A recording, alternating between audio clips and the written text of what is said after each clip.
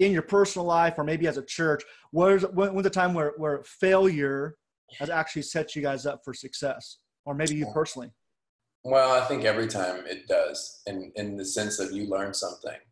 I think that we're always trying to crack the code of solving problems, and that will never end because we live in a culture that is ever evolving. So the second you solve today's problems, you're going to have tomorrow's problems, and you're not going to solve them right 100% of the time. So I think I think in a lot of ways there is a guilt and a shame in our society when it comes to the term failure. So I think you at some point have to redefine and use different terms. For us, the more I think of, when you say failure, we have to decide what is that defined by, because I think the way that God works, sometimes God is more obsessed with assignment than he is outcome.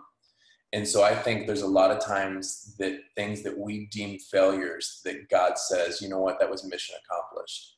I think for people, this is why I think people should not be ashamed to shut down multi-site when the season is up. I think that I have the courage, if we believe in a God that leaves the 99 to go after the one, I think maybe he would have you start up a campus just to reach a family. And if you deem that as a failure when you shut it down, well, it's a failure to you, but to God, it may be mission accomplished. So for us, I think that obviously all the principles of fail forward. But I think for us, it's problem solving. It's evolving with culture as culture evolves, and not getting caught up in the pressures of, oh, that was a failure. I think that what we're bent on is more assignment. I heard, I don't remember the pastor's name, Stovall Weems say one time, and it's just stuck with me. He said, on this earth, he doesn't believe we have a destiny. Our destiny is heaven. But while we're here on earth, we do have assignments. And I think that resonated with me. That means every season of my life, God has things for me to do. And I'm not the judge if those things are successes or if they're failures. They're missions. And I think the more that we can commit to the mission that we're called to, the more rest and joy and peace we can find in the process, because I'm not trying to get there to be happy. I'm happy and understanding, okay, that was a season, but that season's up. And I think the more that we can, I think we need courageous leadership, people to not just have the courage to start things, but the courage to say, okay, we're not doing that anymore.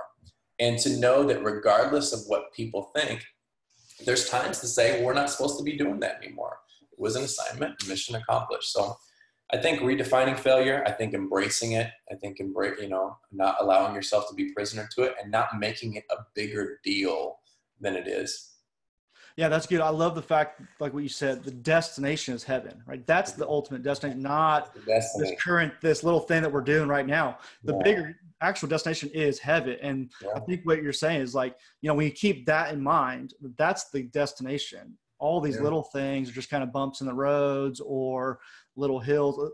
Even the huge successes are just little bumps. Well, I think you got to be honest that pain in life is anything that doesn't go my way. That's how humans define pain. That's painful. Why is it painful? Because it didn't go the way that you wanted it to go. That's why I say, for me, that surrender concept is so pivotal in becoming the person that you want to be. Because life isn't always going to go your way. And when you encounter that, you encounter pain, which I think is friends with failure. I mean, I think that's what failure is. It wasn't the outcome that I wished for. So I think the more we can all fight for that, like you're saying, that bigger perspective. Guys, there's so much more than whatever it is that we thought we were supposed to accomplish with these things.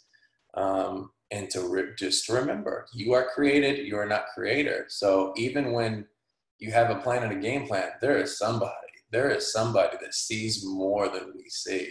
Trust that, rest in that, find joy in that.